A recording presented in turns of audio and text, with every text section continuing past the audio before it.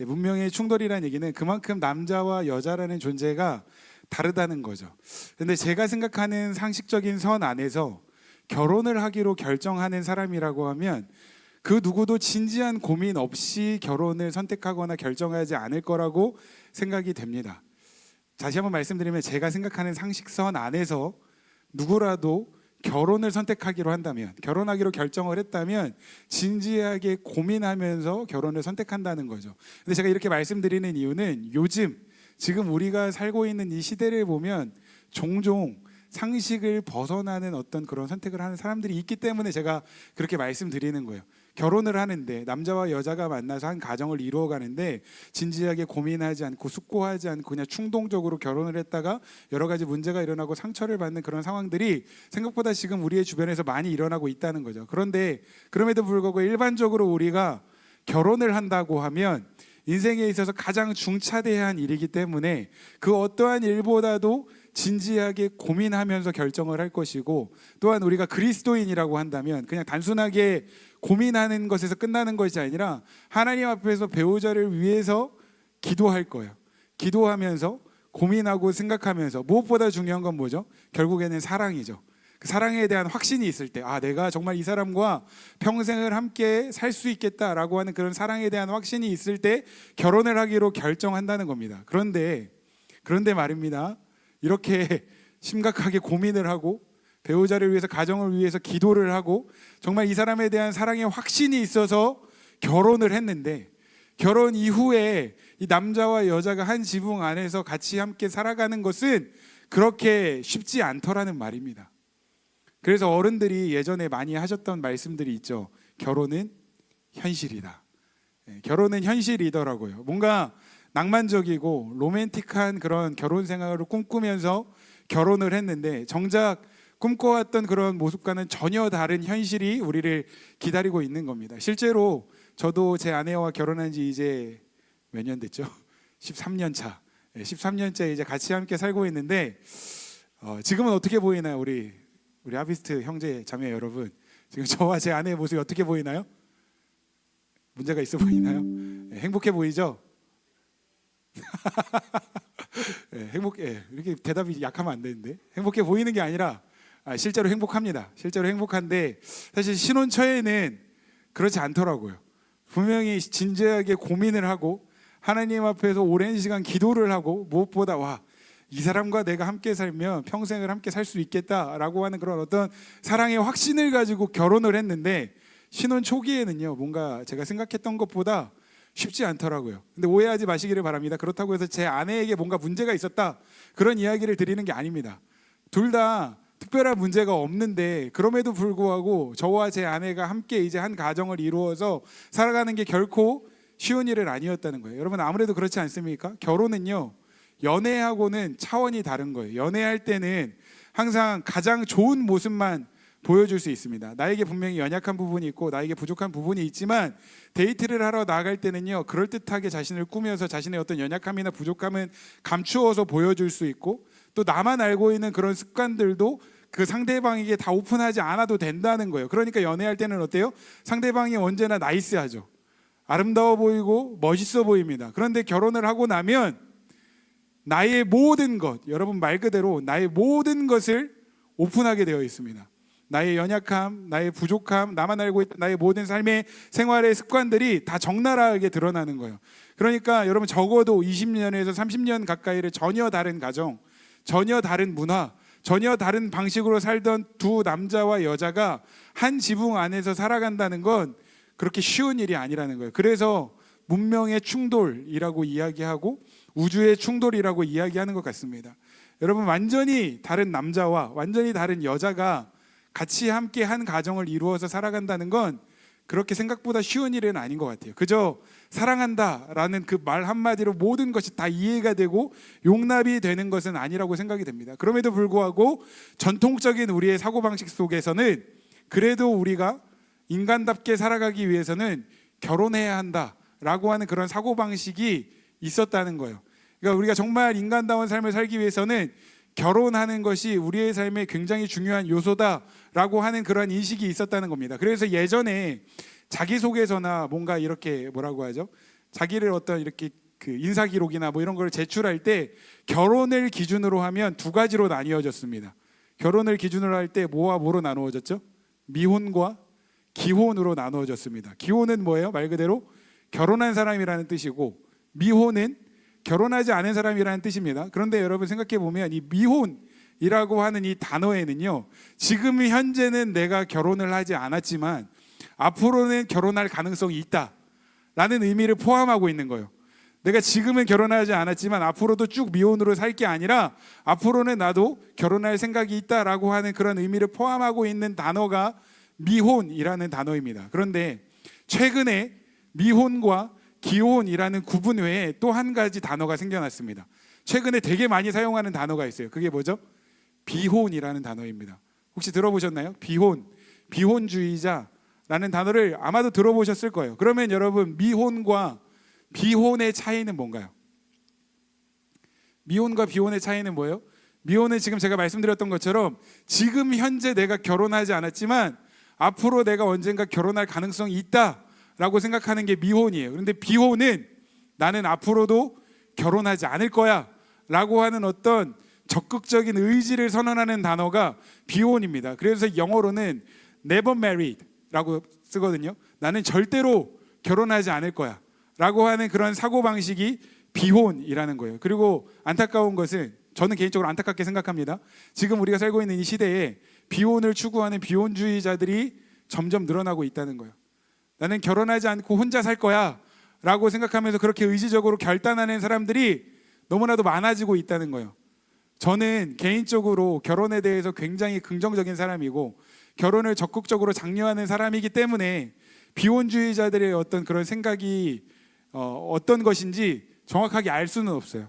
그들이 어떠한 마음으로 비혼을 선택했는지 저는 정확하게 알 수는 없습니다. 그럼에도 불구하고 비혼을 선택하는 사람들의 마음을 헤아려 보자면 몇 가지 이유가 있는 것 같습니다. 사람들이 지금 왜 비혼을 선택하는가, 왜 결혼하지 않기로 선택하는가, 여러 가지 이유가 있다고 생각이 되는데, 첫 번째 이유는요, 이 비혼이라고 하는 것이 현대적인 트렌드다 라고 생각하는 그런 경향이 있다는 거예요. 다시 한번요, 비혼, 결혼하지 않은 것은 굉장히 현대적이고 이 시대적인 트렌드다라고 생각하면서 시대적인 흐름에 따라서 나도 결혼하지 않겠다라고 선택을 하는 거예요.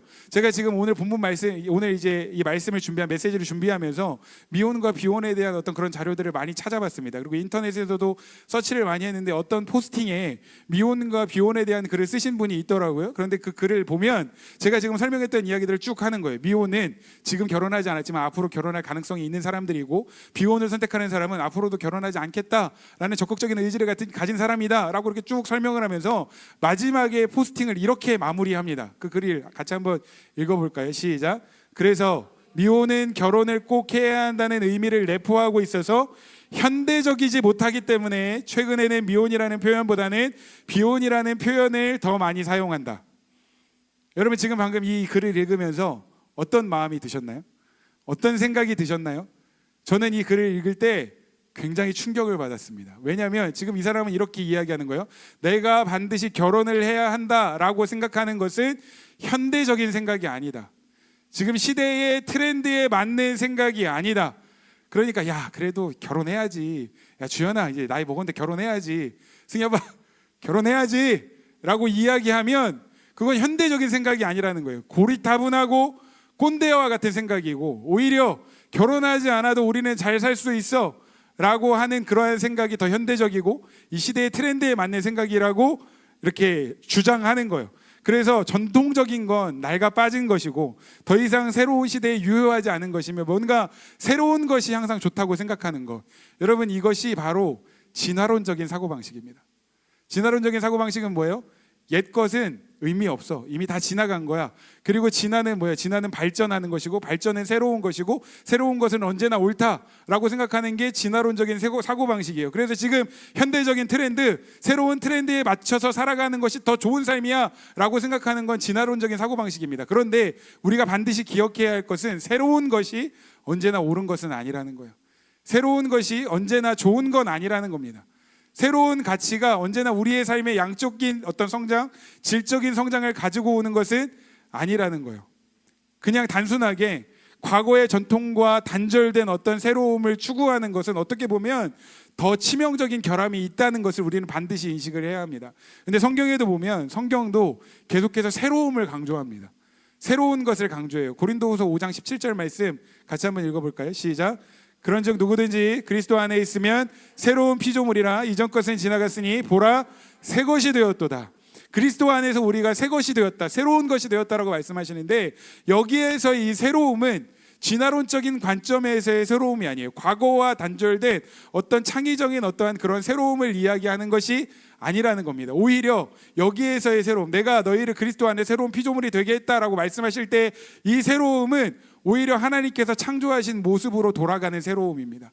여러분, 우리가 지난 몇 주 동안 하나님의 창조에 대해서 말씀을 나누었는데, 하나님이 우주 만물을 창조하시고 사람을 창조하신 이후에 모든 것이 보기에 좋았다라고 말씀하셨습니다. 하나님의 마음에 쏙 드는 모든 결과물들이었다는 거예요. 그런데 죄로 말미암아서 모든 것이 망가지고 파괴되었습니다. 그런데 그리스도로 말미암아 모든 것을 다시 새롭게 하겠다라고 말씀하시는 것은, 죄로 말미암아서 망가지고 파괴되었던 모든 하나님의 창조 세계를 하나님께서 창조하셨던 모습 그대로 내가 다시 한번 회복시켜 주겠다라고 말씀하시는 거예요. 그러니까 성경에서의 새로움은 과거로부터의 단절이 아니라는 거죠. 여러분, 비혼이 현대적인 트렌드이고 결혼을 해야 한다고 이야기하는 것은 그저 고리타분한 그 전통에 사로잡힌 꼰대 같은 생각이다 라고 이야기하는 것은 지나치게 단순화된 생각이라고 저는 생각이 됩니다. 그래서 오히려 이 결혼이라고 하는 것은 어떤 인간의 그런 어떤 필요에 따라서 만들어진 제도가 아니라 하나님께서 설계하시고 하나님께서 디자인하신 제도라는 것을 우리가 기억해야 한다는 거죠. 여러분, 이 결혼과 가정은요, 하나님께서 창조와 동시에 만드신, 하나님께서 창조와 동시에 설계하신 제도예요. 여러분, 하나님께서 온 우주 만물을 창조하실 때, 그리고 저와 여러분들을 만드실 때에 하나님의 특별한 목적과 계획을 가지고 만드셨다라는 것에 대해서 여러분들과 계속해서 몇 주 동안 이야기를 나누었습니다. 그런데 결혼도 마찬가지라는 거예요. 그냥 뜬금없이 하나님께서 우연히 결혼이라는 아이디어가 생각나서 결혼을 만드신 것이 아니라, 결혼이라는 제도를 설계하시고 가정이라는 공동체를 만드신 데에는 하나님의 특별한 계획과 목적이 있다는 겁니다.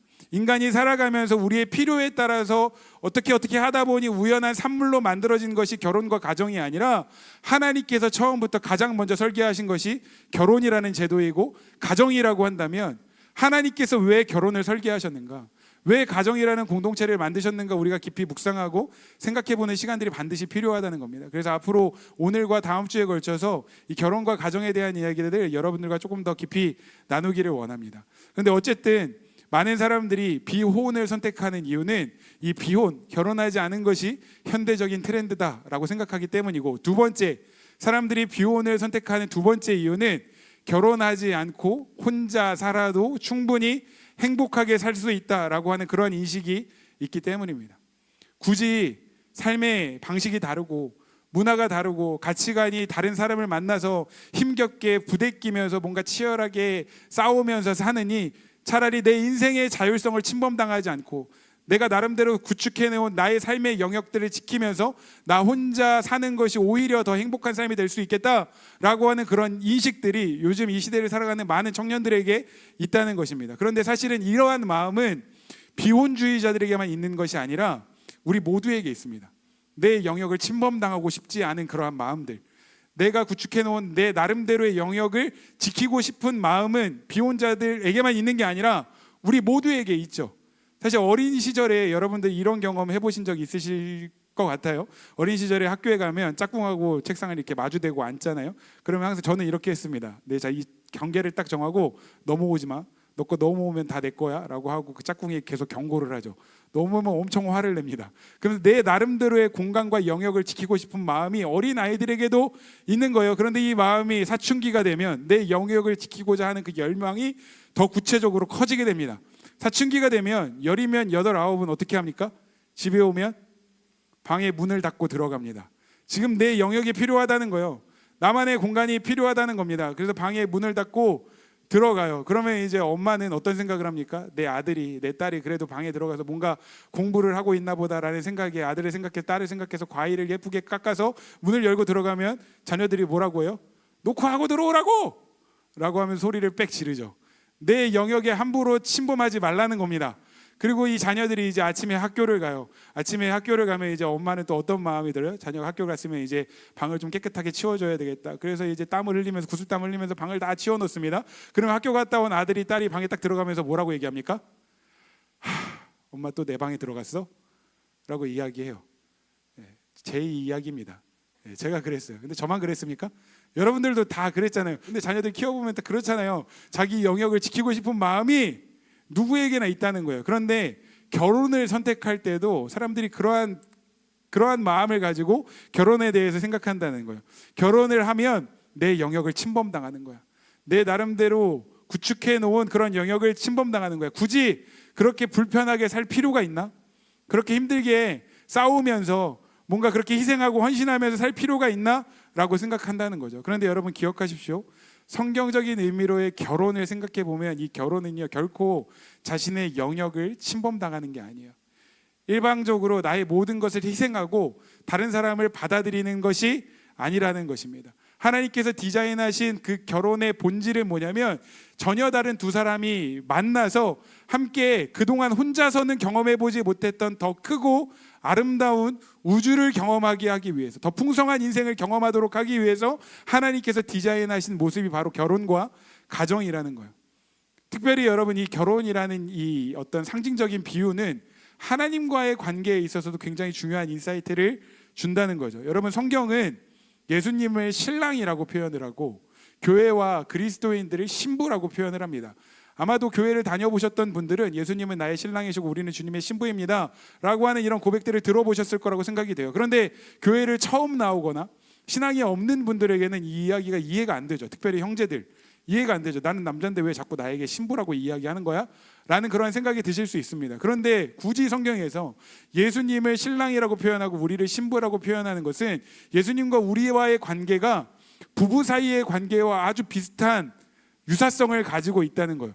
예수님이 신랑이시고 교회가 신부라는 것에 대한 이 메시지 안에는 엄청나게 많은 의미가 담겨 있지만 그 중에서 한 가지만 오늘 앞서 나누었던 이야기와 연결시켜서 한 가지만 이야기를 해보자면, 여러분 예수님이 우리의 신랑이고 우리가 예수님의 신부라는 이야기는 예수님을 우리의 삶의 주인으로 모셔드리고 예수님을 우리의 삶의 신랑으로 인정할 때야 비로소 우리는 더 풍성한 하나님께서 계획하신 특별하고 풍성한 은혜를 누리는 삶을 살 수 있다는 것입니다. 할렐루야. 그런데 여러분 우리가 이제 교회에 와서 설교를 들으면 저를 포함한 목사님들이 설교를 이렇게 자주 합니다. 여러분 예수님을 믿으십시오.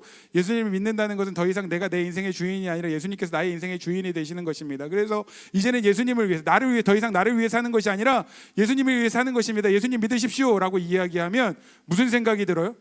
와, 예수님 믿으면 내 거 다 포기해야 되나 보다. 내 모든 것을 다 희생해야 되나 보다.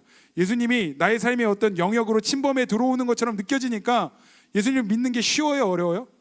예수님 믿는 게 사실 어려운 거예요. 예수님 믿는다고 고백하면 다 포기해야 된다고 하니까 뭔가 어려운 거예요. 그런데 여러분 기억하십시오. 우리 남자와 여자가 부부로 만나서 함께 살아갈 때 더 풍성하고 특별한 관계의 어떤 그런 은혜를 누리는 것처럼 예수님을 우리의 삶에 모셔드리는 것, 내가 예수님을 믿고 예수님이 나의 삶의 주인이 되시고 예수님이 나의 삶의 신랑이 되신다는 건 내가 지금까지 누리던 것을 그냥 일방적으로 다 희생하고 포기하는 게 아니라는 거예요. 오히려 하나님께서 우리에게 더 풍성한 것들을 주시기 위해서, 하나님께서 계획하시고 디자인하신 더 풍성하고 특별한 것들을 주시기 위해서 우리에게 예수님을 보내주신 것입니다. 특별히 혹시 이 자리에 앉아 계신 분들 중에 예수님을 믿지 않는 분들이 있다면 여러분 예수님을 여러분들의 삶의 주인으로 모셔드리고 예수님을 믿는 은혜가, 예수님 믿어지는 은혜가 있기를 주님의 이름으로 축복합니다. 예수님이 우리의 삶의 주인이 될 때, 예수님이 우리의 삶의 신랑이 될 때 지금껏 경험해보지 못한 더 풍성한 삶을 우리는 경험하며 살게 될 것이고, 또 한 가지 여러분들이 권면하고 싶은 것은 이제 결혼 정년기에 있는 청년 형제 자매 여러분, 결혼하십시오. 할렐루야. 결혼하십시오. 주님 곧 오십니다. 여러분 주님 오시기 전에 결혼은 해봐야 되잖아요. 제가 청년 시절에 저희의 소망은 마라나타 아멘 주 예수여 곧 오시옵소서, 주님 빨리 오시는 거였어요. 그런데 그 뒤에 항상 저는 단서가 있었습니다. 주님 오시는데 제가 결혼한 다음에 오십시오. 저는 결혼을 그렇게 하고 싶었어요. 그런데 여러분 결혼하면 정말 여러분들이 지금 솔로로 지낼 때는 경험하지 못했던, 물론 불편한 게 있습니다. 그렇죠 형제님. 결혼하면 아까 우리가 영상으로 보았던 것처럼 불편한 점들이 없을 수는 없어요. 그러나 그럼에도 불구하고 그런 불편함을 뛰어넘는 어떤 특별한 풍성함과 은혜가 있다는 것을 기억하시고 결혼하시기를 바랍니다. 아멘 좀 크게 하셨으면 좋겠어요. 결혼하시기를 바랍니다. 여러분, 우리가 비혼으로 살겠다라고 생각하는 이유 두 가지를 살펴보았습니다. 첫 번째는 뭐였죠? 현대적인 트렌드다. 지금 시대의 흐름이다. 그래서 비혼해야 된다라고 생각하는 사람들이 있고, 또 한 가지는 나의 영역을 침범당하는 거다. 혼자서 살아도 나는 충분히 잘 살 수 있다라는 그런 생각 때문에 비혼을 선택하는 사람들이 있다는 거예요. 또 한 가지, 많은 사람들이 비혼을 선택하는 또 한 가지 이유가 있습니다. 그건 뭐냐면 결혼에 대한 부정적인 경험들이 너무 많이 축적이 된 거예요. 결혼하면 뭔가 긍정적인 것들이 생각나는 것이 아니라 오히려 결혼을 통해서 경험하게 되는 부정적인 어떤 그런 이미지들이 우리 안에 너무나도 많이 축적이 되어 있다는 거죠. 특별히 여러분들에게 좀 실제적으로 한번 물어보겠습니다. 결혼하면 가장 먼저 떠오르는 어떤 부정적인 이미지, 결혼하면 어떤 부담감이 가장 먼저 찾아옵니까? 첫 번째는 재정적인 부담이죠. 아무래도 재정적인 부담입니다. 제가 청년사역을 그래도 짧지 않은 시간 동안 하면서 결혼을 앞두고 있는 친구들에게 결혼하라고 이야기하면 한결같이, 특별히 형제들이 하는 이야기는 뭐냐면, 목사님 제가 아직 준비가 안 됐어요. 그래서 뭐가 준비가 안 됐냐? 그럼 아직 집도 없고요, 차도 없고요, 경제적으로 아직 준비가 안 됐습니다. 이런 이야기를 많이 해요. 근데 누구나 다 이런 생각을 합니다. 결혼하면 재정적인 부담을 갖는다는 거죠. 전셋집이라도 하나 있어야 되고, 그래도 이제 가정을 꾸리면 차라도 한 대 있어야 되고, 결혼 이후에도 뭔가 안정적으로 가정을 꾸려갈 수 있을 만한 재정적인 어떤 여유가 있어야 된다는 생각을 갖습니다. 더 나아가서 결혼식 자체를 준비하는 것도 재정이 엄청 많이 들죠. 예전에 제가 결혼할 때만 해도 조금 이렇게 재정을 아낄 수 있는 그런 어떤 팁들이 있었어요. 그런데 요즘에는 결혼 준비한다는 얘기를 들어보면 어마어마하더라고요. 스드메. 승희봐, 스드메가 뭐야? 스드메 알아야 돼. 이제 그거 알아야 돼. 자매들이 다 스드메 이렇게 했으면 좋겠어 하면 그게 뭔지는 이제 알아야 돼. 스튜디오 메이크업 드레스. 자매들한테 또 굉장히 중요하거든요. 근데 이게 굉장히 비싸요. 스드메뿐만 아니라 이제 결혼식 예식장을 정하고 필요한 이제 식사비 보면 요즘엔 식사비도 엄청나게 비싸더라고요. 예식을 준비하는 것 자체도 이제 재정적인 부담이 있는데, 결혼식을 그래서 치르고 나면 그것이 끝이냐? 또 그게 아니죠. 결혼하고 나면 또 이제 기념일마다 챙겨야 할 분들이 더 많이 늘어납니다. 특별히 양가 부모님들을 챙겨야 되는데 양가 부모님들 용돈을 드려야 되잖아요. 근데 용돈을 드릴 때 이제 청년 때 드리던 용돈과는 규모가 달라지는 거예요. 이제 이거 해보면 알아요. 이제 결혼을 해서 이제 양가 부모님에게 용돈을 드려야 되는데 한 곳만 많이 드리고 한 곳은 또 적게 드릴 수가 없어요. 시댁에는 많이 드리고 저가댁에는 적게 드릴 수가 없으니까 동일하게 드려야 돼. 근데 나는 그래서 마음을 써서 드렸는데 마침 내 동생이 부모님에게 더 용돈을 많이 들었다? 여러분, 이것만큼 스트레스 받는 일이 없습니다. 나는 나름대로 최선을 다해서 용돈을 드렸는데 다른 형제가 용돈을 더 많이 드리면 엄청나게 스트레스 받는 거예요. 그런데 여러분, 그냥 제가 여러 가지 이야기를 했지만 결혼할 때 우리가 가장 먼저 생각하는 건 재정적인 부담입니다. 와, 재정 너무 많이 드는데 돈이 없는데 결혼할 수 있을까? 이런 생각을 한다는 거죠. 그리고 또 한 가지, 결혼에 대한 부정적인 이미지, 결혼에 대해 생각하면 또 한 가지 생각나는 부담이 뭐예요? 자녀 양육과 출산에 대한 그런 부담입니다. 자녀를 출산하고 양육하게 되면, 자녀를 출산하고 양육하는 일도 사실은 어떻게 보면 재정적인 면과 연관이 되어 있죠. 제가 이 통계를 찾아보니까 한 명의 자녀를 키우는데 한 아이를 낳아서 대학을 졸업시킬 때까지 필요한 예산이 얼마 정도라고 여러분 생각하십니까? 얼마 정도 될 것 같으세요? 평균적으로 3억이 든다고 합니다. 평균적으로. 물론 통계에 따라서 그 금액은 조금씩 차이가 있지만, 뭐 1억이 든다는 통계도 있고 3억이 든다는 통계도 있고 그 이상이 든다는 통계도 있지만, 그냥 일반적으로는 약 3억 정도가 든다고 해요. 근데 저희 가정은 3명입니다. 이제 저희 아이들 대학 졸업시킬 때까지 얼마가 필요한 거죠? 9억이 필요한 거예요. 여러분, 9억이 뭐 땅 파면 나옵니까? 이래서 자녀를 키우겠습니까? 그러니까 자녀를 낳아서 키우고 싶지만 일단은 재정적으로도 너무 부담이 되고, 그리고 자녀를 낳아서 키우는 것은 뭔가 이제 부모로서 일방적으로 희생해야 된다 라고 하는 그런 사고방식, 그런 생각들이 있다는 거예요. 우리가 만약에 20대 중반, 20대 후반, 30대 초반에 결혼을 해서 아이를 낳았다고 치면 이 아이가 대학을 졸업할 때까지 키우고 나면 나는 몇 살이 되는 거예요? 이제 50대 초반, 50대 중반이 되는 거예요. 저는 이제 막내 저희 시은이가 20살이 되면 이제 환갑이 됩니다. 자녀를 키워놓고 나니 내 20대와 30대, 내 40대의 그 아름다운 청춘이 다 날아가고 잃어버리는 것 같은 거야. 그러니까 부모로서 모든 걸 다 희생해야 한다고 하는 그런 생각이 뭔가 결혼에 대해서 생각할 때 주저하게 만든다는 거죠. 죄송합니다. 제 이야기를 나눠서 죄송한데, 저희 가정은 어떻게 보면 여러분들 아시겠지만 고소득 가정이 아닙니다. 솔직하게 닦아놓고 얘기하면 최저 생계비로 살고 있어요. 근데 최저 생계비로 뭔가 재정적으로 넉넉하지 않은 그런 삶을 살고 있다고 해서 자녀들 셋이나 낳아서 키우는데 뭔가 굉장히 불행하고 힘든 삶을 살고 있느냐? 그렇지 않다는 겁니다. 물론 남들처럼 넉넉하게 살 수는 없어요. 아이들이 원하는 거 다 해줄 수도 없어요. 그런데 그렇다고 해서 저희가 불행하다고 느끼지는 않아요. 그리고 자녀들 양육하면서 제가 아빠로서 엄마로서 아이들을 위해서 무조건적으로 우리가 희생하고 있다? 그런 생각도 사실은 들지 않습니다. 실제로 아이들을 자녀들을 낳아서 키워보면 희생한다고 생각하는 것보다 오히려 자녀들 통해서 얻는 기쁨이 더 많고 오히려 자녀들을 통해서 배우는 것들도 많다는 거예요. 오히려 자녀를 키울 때 자녀를 통해서만 경험할 수 있는 기쁨이 있다는 거죠. 그래서 성경은 자녀에 대해서 상급이고 또 기업이라고 말씀하고 있습니다. 하나님의 선물이라고 말씀하고 있다는 거예요. 여러분, 한 남자와 여자가 만나서 결혼을 하는 것으로 가정이 시작된다고 하면 자녀를 출산하는 것으로 가정이 완성되는 겁니다.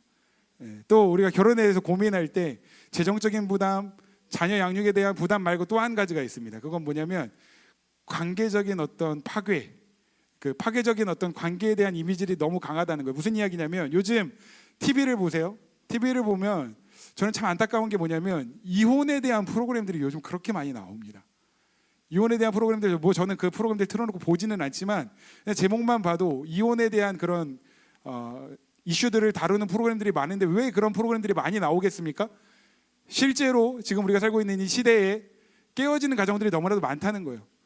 이혼하는 가정들이 너무나도 많다는 겁니다. 그런데 더 안타까운 건 뭐냐면 그래서 결혼한 이후에 뭔가 문제가 생겨서 우리가 깨졌어, 우리가 이혼을 했어 라고 하는 이러한 부분들에 대해서 뭔가 축하받을 만한 일인 것처럼, 잘한 것처럼, 긍정적인 일인 것처럼 막 그 영향력 있는 그 연예인들이나 인플루언서들이 이혼에 대한 어떤 잘못된 이미지들을 TV를 통해서 많은 사람들에게 영향력을 끼치고 있는 모습을 볼 때 저는 개인적으로 굉장히 심히 염려스럽지 않을 수가 없다는 거예요. 그러니까 결혼을 해서 뭔가 행복하게 잘 살아가는 그런 과정들을 보여주는 게 아니라 결혼 이후에 뭔가 문제가 생겨서 이혼하고 가정이 깨어지는 모습들이 계속해서 보여지니까 차라리 저렇게 이혼할 바에는 우리가 처음부터 결혼하지 않는 게 낫겠다라고 생각을 하는 거예요. 근데 여러분, 앞서 말씀드렸던 것처럼 결혼을 한다는 것, 완전히 서로 다른 존재인 남자와 여자가 만나서 함께 살아간다는 건 문명이 충돌하는 것 같은 거예요. 우주가 충돌하는 것 같은 겁니다. 실제로 쉽지 않다는 거죠. 결코 쉬운 일이 아니라는 걸 저도 인정합니다. 짧지 않은 결혼 생활을 하는 동안 저도 제 아내와 함께 그러한 일들을 경험했는데, 그럼에도 불구하고 이 결혼이라는 것은, 그러니까 우리가 함께 사는 게 힘드니까 결혼하지 말자라고 생각할 수 없는 이유가 뭐냐면 사람의 필요에 따라 만들어진 제도가 아니라 하나님께서 디자인하시고 하나님께서 계획하신 제도이기 때문입니다. 하나님도 분명히 아셨을 거예요. 남자와 여자가 함께 살아가는 건 굉장히 불편한 일이야. 그럼에도 불구하고 남자와 여자는 함께 만나서 결혼을 하고 가정을 이루어야 해 라고 하는 이러한 디자인을 하신 이유가 분명히 있다는 거죠. 오늘 본문 말씀 같이 한번 읽어보겠습니다. 창세기 2장 8절 말씀. 창세기 2장 8절 시작. 여호와 하나님이 이르시되 사람이 혼자 사는 것이 좋지 아니하니 내가 그를 위하여 돕는 배필을 지으리라 하시니라. 아멘. 그래서 하나님께서 첫사람 아담을 흙으로 빚어서 만드셨습니다. 그런데 하나님께서 보시기에 이 사람 아담이 혼자 지내는 것이 보기에 좋지 않았다라고 말씀하셨어요. 요거는 하나님께서 사람을 창조하셨는데 뭔가 문제가 있었다라는 걸 이야기하는 게 아니에요.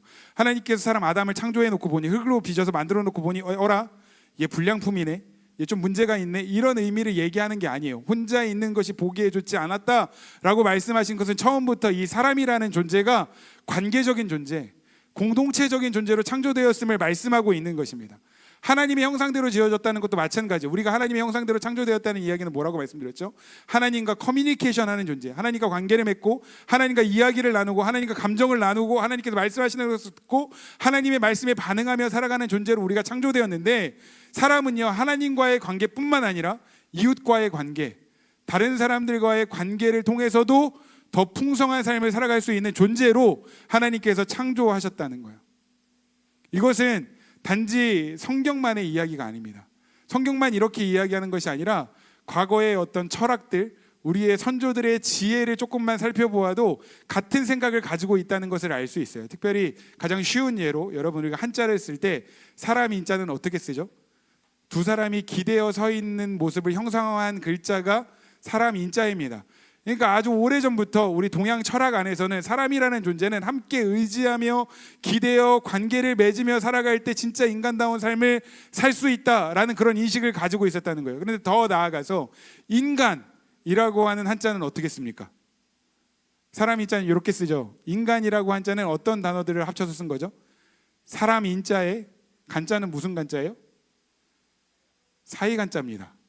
사람 인자에 사이간자예요. 사람을 한자로 표현할 때 인간이라고 하는데 사람 인자에 사이간자를 쓴 이유가 뭘까요? 자고로 사람이라고 하면 다른 사람과의 그런 어떤 관계를 통해서 사람과 사람 사이의 관계를 통해서만 진짜 인간다운 삶을 살 수 있다라고 하는 그런 인식이 과거로부터 계속 흘러내려오고 있었다는 겁니다. 그런데 이 동양 철학뿐만 아니라 그리스 철학도 같은 이야기를 해요. 그리스 철학에서 가장 대표적인 사람을 꼽아보라고 한다면 아리스토텔레스인데 아리스토텔레스가 이런 이야기를 했습니다. 같이 한번 읽어볼까요? 시작. 인간은 본성적으로 폴리스, 도시국가의 공동체인데 이 폴리스 속에서 살아가는 존재이다. 그러니까 공동체 안에서 공동체에 속해서 관계를 맺으면서 살아갈 때 진정한 인간성을 이루어갈 수 있다라고 이야기했습니다. 동양 철학, 그리스 철학뿐만 아니라 여러분 아프리카의 사상 중에 우분투 철학이라는 게 있습니다. 우분투 사상. 혹시 여러분들이 이 우분투 사상 들어보셨나요? 저 맨 위에는 아프리카어인 것 같아요. 우분투, 응구문투, 응가문투. 몰라요. 어떻게 읽는지 잘 모르겠어요. 아무튼 저렇게 아프리카어로는 저렇게 쓴대요. 그래서 영어로는 a person is a person through other person 이라고 해석을 한다고 합니다. 무슨 뜻이에요? 사람은 다른 사람을 통해서 비로소 한 사람이 된다라는 이야기입니다. 그래서 나는 우리가 있기 때문에 존재한다라고 하는 이 공동체적인 어떤 철학이 아프리카의 우분투 사상이라고 이야기를 하는 거죠. 그러니까 어쨌든 이 우주적인 지구적인 어떤 그런 철학의 어떤 흐름들을 살펴보면 사람에 대한 인식은 언제나 관계 맺는 존재라고 인식을 하고 있었다는 거예요. 성경도 분명하게 말씀하고 있습니다. 하나님께서는 사람을 관계적인 존재, 공동체적인 존재로 창조하셨습니다. 그래서 혼자서는 살 수 없다는 거예요. 혼자 있는 것을 좋지 않게 여기시고 남자를 위해서 여자를 만드셨습니다. 그런데 여기서 또 한 가지 우리가 생각해 보아야 할 아주 중요한 포인트가 있습니다. 남자는 흙으로 만드셨는데 여자는 다른 재료로 만드셨죠. 여자는 무엇으로 만드셨습니까? 성경에서 보면 여자는 남자가 잠들었을 때 남자의 갈빗대를 취하여 이 갈빗대로 여자를 만드셨다라고 말씀하고 있습니다. 그러니까 여러분 남자와 여자는 사실 태생부터 다른 존재입니다. 남자는 흙으로 지어졌고 여자는 갈빗대로 지어졌다는 거예요. 그러니까 살아가는 방식도 다르고 생각도 다르고 감정도 다르고 각자 잘하는 것도 다르고 호르몬도 다르고. 얼마 전에 제가 요즘 우리 MZ 세대들이 쓰는 신조어를 하나 배웠습니다. 여러분 혹시 들어보신 적 있으신가요? 애견녀, 애견남, 테토녀, 나만 아는 거야? 우리 청년들 몰라요? 어쨌든 뭐 쉽게 얘기하면 뭐 여성성이 강한 여자, 남성성이 강한 여자, 뭐 이런 뭐 요즘 그런 거에 관심이 있다고 하면서 뭐 애견녀인지 애견남인지 뭐 이런 거를 테스트하는 뭐 질문도 있다고 하더라고요. 어쨌든 남자와 여자는 하나님께서 완전히 다른 존재로 창조하셨다는 거예요. 근데 진부한 얘기지만 여러분 그런데 다른 것이 틀린 건 아닙니다. 하나님께서 굳이 남자와 여자를 다른 존재, 생각도 다르고 감정도 다르고 살아가는 방식도 다르고 잘하는 것도 다르고 뭔가 다른 존재로 만드신 이유가 있다는 거예요. 왜 하나님께서 남자와 여자를 다른 존재로 만드셨는가? 결론입니다. 같이 한번 따라해 보겠습니다. 돕는 배필. 다시 한번요. 돕는 배필. 남자와 여자를 다른 존재로 만드신 이유는 서로 도우면서 살아가라는 거예요. 여러분 여자를 만드실 때 남자의 갈빗대를 취하여 만드셨다는 이야기는 남자와 여자 간의 어떤 상하 관계를 이야기하는 게 아닙니다. 여자는 남자의 일부를 취해서 만들었으니 남자보다 여자가 더 하등한 존재야 이런 이야기를 하는 것도 아니고요. 여자를 남자를 위해서 돕는 배필로 만드셨으니 여자가 남자보다 더 우월한 존재야 이런 이야기를 의미하는 것도 아니라는 거예요. 남자의 갈빗대를 취하여 여자를 만드셨다는 것은 본질적으로 남자와 여자는 다른 존재이지만 동시에 연결되어 있는 존재, 절대로 분리되어 살아갈 수 없는 존재, 다시 말하면 함께 연결되어서 상호 보완적으로 도우며 살아가는 존재로 하나님께서 만드셨다는 거예요. 돕는 배필이라고 하는 이 히브리어 원어를 보면 에체르 케네그도라고 되어 있습니다. 에체르 케네그도라고 되어 있는데 이 에체르라고 하는 단어가 돕다라는 단어인데 이 에체르라는 단어는 하나님을 수식할 때도 쓰여지는 단어예요. 시편 121편 말씀에 보면 나의 도움은 천지를 지으신 여호와께서로다 라는 말씀이 있는데, 여기서 하나님께서 도우신다라고 할 때 이 도움이 에체르예요. 그러니까 하나님께서 여자를 창조하실 돕는 배필로 지으셨다는 것은 이 하나님처럼 존귀한 지체로 만드셔서 함께 연결돼요. 여자만 남자를 돕는 것이 아니라 남자도 여자를 도우며 함께 상호 보완하여 성장하고 더 풍성한 세계를 누리면서 살아가도록 하나님께서 그렇게 창조하셨다는 거죠. 오늘 우리가 오라로 우리 수연자매도 지난주 말씀을 잠깐 나누었지만 우리는 처음부터 원래 흙으로 지어진 존재들입니다. 모래성처럼 무너지기 쉬운 존재이고 질그릇처럼 깨지기 쉬운 존재인데, 그런 우리가 하나님을 의지하며 살아갈 뿐만 아니라 서로가 함께 상호 보완하여 도우며 살아가도록 하나님께서 우리를 그렇게 지으셨다는 것입니다. 하나님께서 남자와 여자를 만드시고 결혼을 통해서 가정을 이루게 하신 가장 중요한 이유는 서로에게 돕는 배필이 되라고 하신 것입니다. 마지막으로 이 한 가지 이야기만 나누고 말씀 마치도록 하겠습니다. 그런데 하나님께서 남자와 여자를 돕는 배필로 만드셔 서로 도우며 살아가라고 하셨는데, 도움이라고 하는 것에는 필연적으로 따라오는 전제가 하나 있습니다. 그게 뭐냐면 도움에는요, 필연적으로 희생과 헌신을 전제로 한다는 거예요. 우리가 누군가를 도우려고 하면 나의 것들을 희생하고 헌신하는 일들이 반드시 따라오게 되어 있다는 겁니다. 여러분, 우리가 누군가를 도와야 한다라고 하는 건 사실 이미 윤리적으로 도덕적으로 알고 있습니다. 하나님께 처음부터 우리를 그렇게 창조하셨기 때문에 뭔가 도움이 필요한 사람들을 보면 도와줘야 하는데 라고 하는 마음이 일어나는 것은 너무나도 자연스러운 일이라는 거예요. 그런데 도와야 하는 것을 알지만 막상 그 도움을 실제로 나의 삶으로 행동으로 옮기는 것이 어려운 이유는 뭐예요? 누군가를 도우려고 하면 나의 것을 희생해야 하기 때문입니다. 나의 것을 포기해야 하니까 돕는 게 어려운 거예요. 여러분, 성경에도 보면 하나님께서 누군가를 도우라고 말씀하셨는데 돕는 게 싫어서 불순종한 사람들이 있습니다. 구약에서는 대표적으로 요나라는 사람인데 하나님께서 요나를 니느웨로 보내시죠. 니느웨에 가서 니느웨 사람들을 도와주고 그들에게 복음을 전해서 그들이 구원을 받을 수 있도록 해라라고 했는데 요나는 그게 너무 싫은 거예요. 자신의 시간과 자신의 삶을 투자해서 자신의 원수 같은 니느웨 사람들을 찾아가서 복음을 전하고 그들을 돕는 게 너무 싫은 거예요. 도망가잖아요. 결국 우여곡절 끝에 니느웨에 가서 하나님의 복음을 전했더니 사람들이 회개하고 하나님의 은혜로 구원을 받는 일들이 일어납니다. 그러니까 요나가 기뻐하는 게 아니라 하나님께 원망하고 불평하면서 성경이 끝납니다. 신약에서는 하나님께서 도우라고 말씀하셨을 때 도망갔던 대표적인 사람이 누구예요? 마태복음의 부자 청년입니다. 심지어 이 부자 청년은 스스로에 대해서 뭐라고 이야기를 하냐면 나는 하나님의 말씀을 잘 지키는 사람입니다. 나는 율법을 빠지지 않고 잘 지키는 사람입니다 라고 자기가 스스로 그렇게 이야기하는 사람이었습니다. 그런데 예수님께서 이 사람에게 뭐라고 이야기하냐면 그러면 네가 가지고 있는 재산을 팔아서 가난한 사람들 도와줘 라고 이야기했더니 부자 청년이 기겁을 하고 도망가죠. 왜 도망갑니까? 그렇게 재산이 많고 하나님의 말씀을 잘 지키는 사람이었다면 누군가를 돕는 게 당연한 일이잖아요. 근데 도우라고 말했는데 왜 도망갑니까? 돕는 게 불편한 거예요. 내 것을 희생하기 싫은 거예요. 내가 헌신하는 것이 싫은 겁니다. 누군가를 돕는다고 하는 것은 필연적으로 헌신과 희생이 따라오는 거예요. 여러분, 우리가 결혼한다는 건 여러분 서로에게 돕는 배필이 되는 것입니다. 필연적으로 희생과 헌신이 따라오는데 여러분 계속해서 말씀드리지만 이 희생과 헌신은 단순하게 나의 모든 것을 그냥 일방적으로 잃어버리는 게 아니라는 거죠. 희생하는 것을 통해서 상대방을 더 이해하게 되고 헌신을 통해서 상대방을 향한 사랑이 더 깊어지고 뭔가 함께 부대끼면서 살아가면서 느끼는 그런 불편함을 통해서 내가 인격적으로 성품적으로 더 성장하게 된다는 거예요. 여러분 이해하셨습니까? 다시 한번요.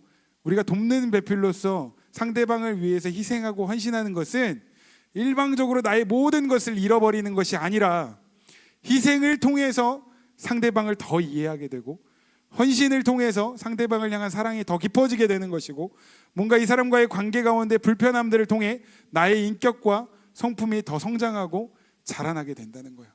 누군가를 돕기 위해 자신의 생명을 내어 희생하고 헌신했던 대표적인 사람이 있습니다. 누구입니까? 예수님이죠.